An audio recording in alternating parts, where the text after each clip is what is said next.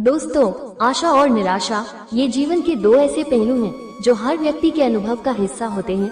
क्योंकि आशा हमें आगे बढ़ने की प्रेरणा देती है, तो वहीं निराशा हमें रुकने और सोचने पर मजबूर करती है। जब जीवन में कठिनाइयाँ आती हैं, तो निराशा स्वाभाविक रूप से हमारे मन में घर करने लगती है। लेकिन वहीं अगर हम आशा का दामन थामे रहें, तो यही कठिनाइयाँ हमें और मजबूत बना सकती हैं। आशा हमें संघर्ष करने की शक्ति देती है और यह भी विश्वास जगाती है कि आने वाला समय आज से बेहतर होगा। इसलिए जीवन में आशा और निराशा दोनों का संतुलन बनाए रखना आवश्यक है, क्योंकि कठिन समय में भी सकारात्मक रहना और निराशा से सीख लेकर आगे बढ़ना ही सफलता की कुंजी है। दोस्तों, ये कहानी इन्हीं बिंदुओं को दर्शाती है जो एक लड़का की कहानी है जो अपने जीवन से बिल्कुल निराश होकर आत्महत्या करना चाहता था, लेकिन तभी उसे एक महात्मा मिले जिसने उस लड़के की सोच बदल दी। तो चलिए इस कहानी को विस्तार से जानते हैं। एक समय की बात है, एक लड़का घर परिवार और धन संबंधी समस्याओं से लड़ते लड़ते थक गया था।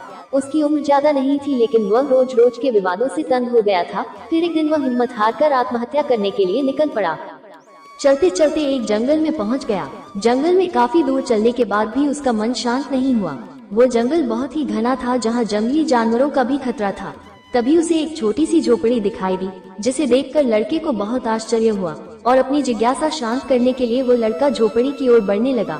जब वो झोपड़ी के पास पहुंचा तो उसे एक संत दिखाई दिए जो ध्यान की मुद्रा में बैठे थे और उनके चेहरे पर असीम शांति और प्रसन्नता दिखाई दे रही थी। उसके बाद लड़का उस संत के पास ही बैठ गया। कुछ समय बाद जब संत ने लड़के को देखा तो उसका परिचय और आने का कारण पूछा। तब लड़के ने कहा कि वह अपने जीवन में परेशान हो गया है और मरना चाहता है, इसीलिए इस जंगल में आया हूँ ताकि किसी तरह से मैं अपना जीवन खत्म कर सकूं। जब संत ने लड़के की बातें सुनी तो उन्हें समझने में देर नहीं लगी कि कम उम्र में मिले तनाव के कारण ये लड़का बहुत ज्यादा निराश हो गया है। उसके बाद उस महात्मा ने लड़के को समझाने के लिए एक कथा सुनानी शुरू की जो एक छोटे बच्चे पर आधारित है। वो बच्चा एक दिन अपने घर के आंगन में एक बांस का और एक कैक्टस का पौधा लगाया, क्योंकि उसको बागवानी का नया नया शौक था। वो रोज दोनों पौधों की एक समान देखभाल करने लगा।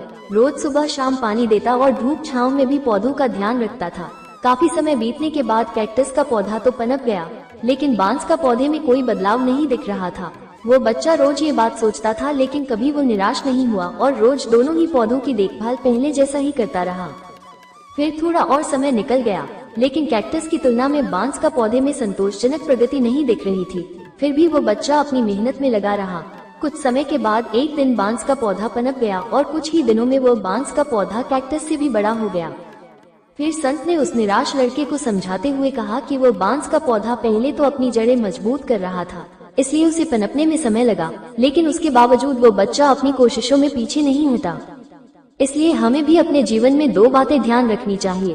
पहली बात तो ये है कि हालात कैसे भी हों, सकारात्मकता और धैर्य न छोड़ें। दूसरी बात यह है कि पहले हमें अपनी जड़ें मजबूत करनी चाहिए। अगर हमारा आधार मजबूत होगा तो ही हमारा काम तेजी से आगे बढ़ेगा। अतः सकारात्मकता और धैर्य रखेंगे तो जीवन में जल्दी ही संतोषजनक बदलाव दिखाई दे सकते हैं।